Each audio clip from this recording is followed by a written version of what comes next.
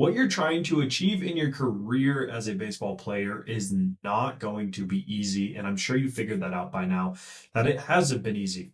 If you're a catcher right now, if you've had big goals and dreams that you have been working towards for quite a while now, and you're starting to doubt if that's even going to happen, if that's even going to come close to true, then you need to stick around for this video because I'm going to be speaking from my heart about just what I think the narrative is with the whole journey and just how hard it truly is. And honestly, I understand it. Like, I'm not going to sit here and tell you that any of what you are going through is easy.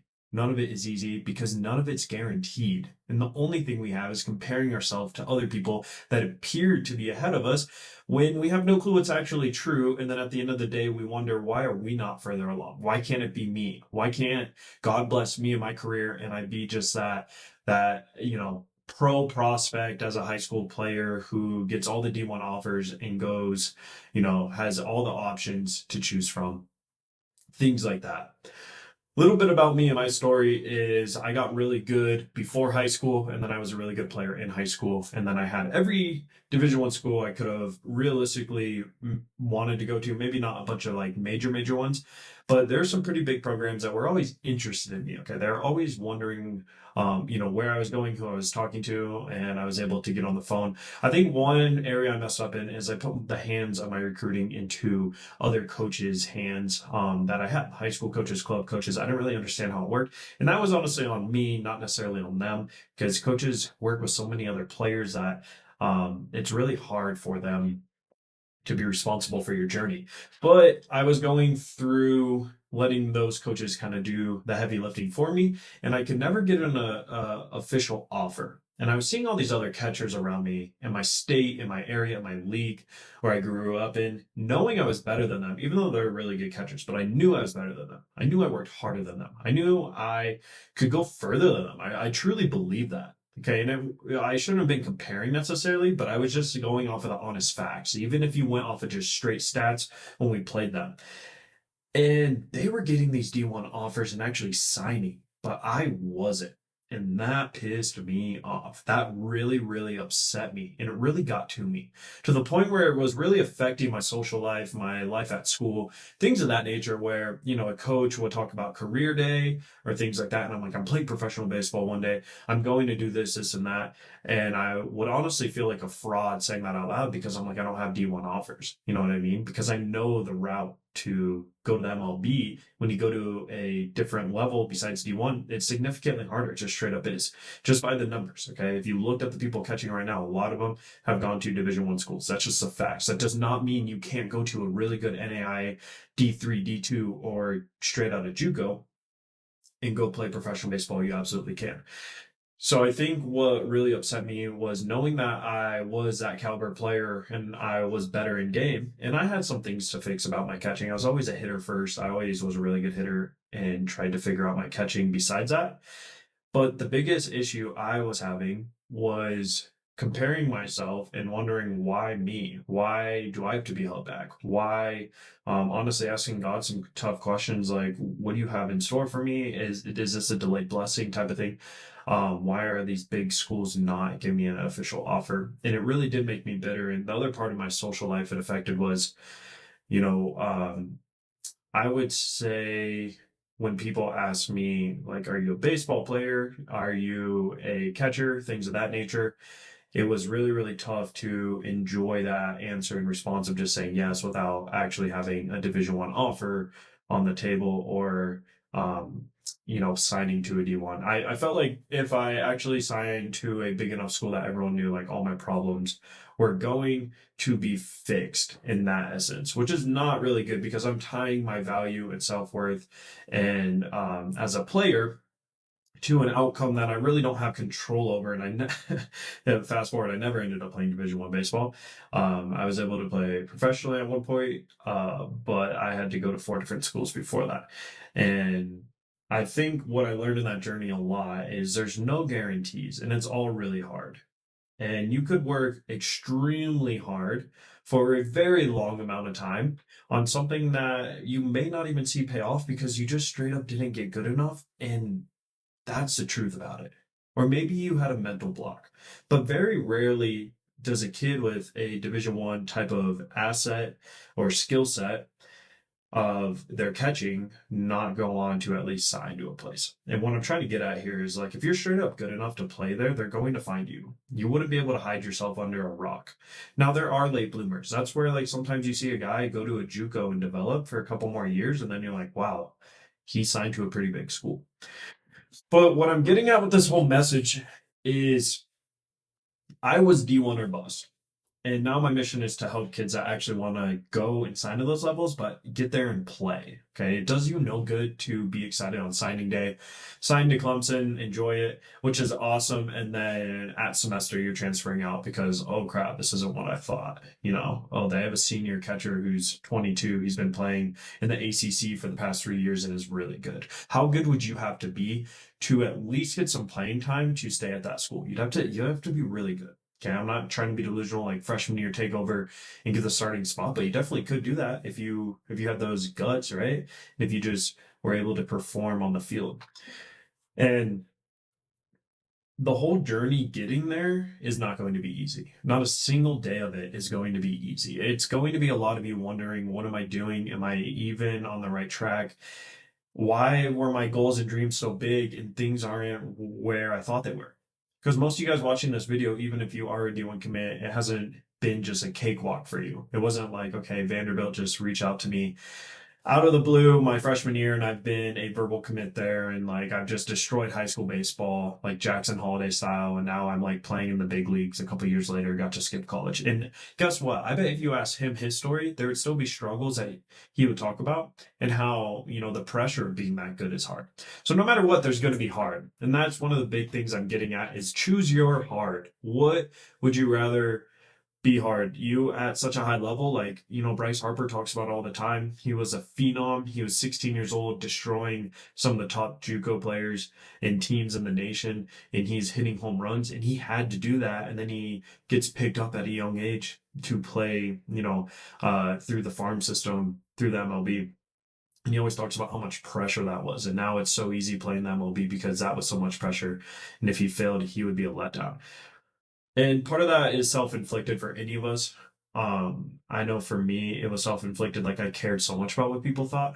I wanted them to have my name attached to, University of Michigan, University of Houston, University of Virginia, some of these really big schools that at one point, I caught their attention and played well in front of at certain tournaments and showcases, but just could not get that offer. And you might be wondering, well, why do you feel like you didn't get that offer?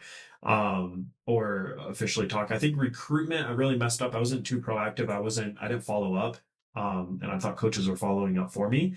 But also, I just think straight up, like at a certain point, I wish I advanced my catching more because I was always a really good hitter. I wish I took time and advanced my catching. Guys, I never had a catching coach, ever. I built a cage in my backyard and just did reps with my dad, reps on reps on reps, and thought like, okay, this is going to be what I need. I'm already good enough, so all I need is more reps. Well, I created some really bad habits, and I think I regressed a little bit from my junior to senior year in my catching. I think one thing I was really bad at was letting people give me advice, especially on catching. And I was like, I'm already really good. Don't talk to me. And in that process of going to or wanting to play at a bunch of D1s, only talking to them, I never talked to any like D2s or good JUCOs. I just kind of blew them off. I didn't really care to go play there. And then it came down to fall of my senior year, getting kind of late, and I hadn't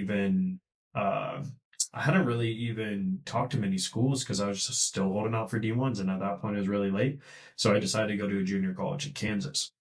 My mindset was I'm going to go there for a year and transfer to a D1 immediately. I'm going to go there for a year, and then I'm going to play pro ball maybe. Like I thought I was that good, guys. Which is a good thing to be that confident, but also I think you have to back it with like real work, but like know who you are on paper as well. And just who you are as a person, like how you move, like genetically, you know what I mean? Like I'm 5'9", 5'10", 210 pounds, so I'm pretty short and stocky, have a lot of muscle, but there's certain things that are, if I'm comparing myself to school that takes kind of taller catchers, historically, then like that's not gonna be a good fit. But at that junior college, I was humbled a lot. And I remember the depth chart in the fall. I was the number two catcher they put out the depth chart, and I was pissed. I'd never been number two for a very, very long time. I've always worked hard, so I'm number one. I'm the number one guy. That's who I am. And I should be at a D1 right now. And I'm at a JUCO, and then they put out number two, and it really got to my head. Really, really messed with my self-worth. That was part of my testimony in Christ too, is I used to value myself as who I was as a baseball player, how high of a level I was playing. If I was 4 for 4 that day, life's good. If I was 0 for 4, don't talk to me. I don't really want to speak to you. That's not a healthy mindset, guys. That's not healthy at all. And I was lucky to get over that through the grace of God. But the biggest thing I'm trying to say is that messed with my head all because I didn't get my way like a little kid, all because I wasn't at a D1 already. And I ended up starting that year when the spring came around at that JUCO. I was getting a lot of the playing time, and I had an okay season. And then that's where I decided to leave that school. Because again, I heard that a D1 wanted to take me, one that I was talking to at high school, and I was really excited. So I left that JUCO. Everything fell through over that summer going to that D1. So then I had to go to an NAIA. I just had to get to a school, guys. I signed up 3 weeks before we had to be on campus. That's kind of where my journey started to really not be where I wanted it to be, and really started to mess my head of like, how did I get here? And I think a lot of it was me as a person and what happened, or like just how I viewed the game, just how I went about myself of D1 or bust in a negative way. And that's what I want to really drive home right now in this video is D1 or bust is okay. Like that, I don't think that's a bad mindset. Just know, like, if God has a different plan for you, or if you go somewhere else, just maximize your abilities, maximize, your time and your opportunity there, and see what happens. See what happens. You never know. But right now, if you're in high school, you still have time. You could still get those D1 goals and dreams if you have the skills they are looking for. And the biggest thing I wish I did was invest in my development. Okay. That's obviously why I run a developmental program for catchers to improve all of their skills. But the biggest thing for me that I regret was I thought I had it figured out, and I was like, oh, I'm just going to do all the reps on my own. And that was a bad mindset. So right now, if you're someone who doesn't have offers, you're someone who might have some interest, you might have a lot of offers, and you might have a lot of interest, and maybe you've even signed to a very good D1. Just know that your worth as a baseball player, or your worth as a human, isn't as a baseball player. Okay, baseball is something you do. And just realize that I know this journey is hard, and you're constantly going to be comparing yourself to people. You're constantly going to be wondering, okay, even if you're signed to a D1 right now, I bet you have fear and anxiety of like, am I going to get there and play? And it's going to be scary. So I just wanted to share this story and like kind of a little bit about my journey to know that I know exactly what you're going through. I went through it all. Sometimes I'm still embarrassed to this day for people to say, where'd you go to school? And I have to go, well, I went here, then here, then here, then here. And they're like, wow, dang, dude. Like I always see it on their face. And I'm like, why can't I just say I went to this one big D1? Why can't I do that? And it still eats at me. And I still have to like fix that about myself sometimes, because I'm way over that. Like honestly, my journey was my journey, and God put me on it for a reason. There's a reason why I'm speaking to catchers now, and why I train them through my program, especially remotely. Like it's insane, and we get guys amazing results and prepare them for that high level baseball. And I don't think I would be doing that right now if I just had that D1, journey. But I hope you do it, because I want to see you fulfill that dream like I didn't get to. Like I genuinely do, man. I hope each one of you do. Go do that. It wasn't meant for me, and that's okay. And I truly believe now I'm supposed to be there, doing it, helping you, if that makes sense. So I hope you understand kind of this message. And I just want to speak from the heart that I know what you're doing is hard. I know it's a constant fear, constant anxiety, a constant wondering of where am I going to go. The biggest thing you can do is put it in God's hands, but back that with work. Okay, show God like, hey, I'm trying to earn, this stewardship, this obedience, right? And pray to Him. And at the end of the day, He has a journey for you, but you do have free will, and your actions do matter. So I would get as good as you possibly can. But that's all I have today for a message. I hope this resonates with you guys, or even just one other person out there. You can do it. It's a matter of will you do it, and how are you going to do it? So I'm Coach Brock, trying to be the coach I wish I had. God bless. Stay the course.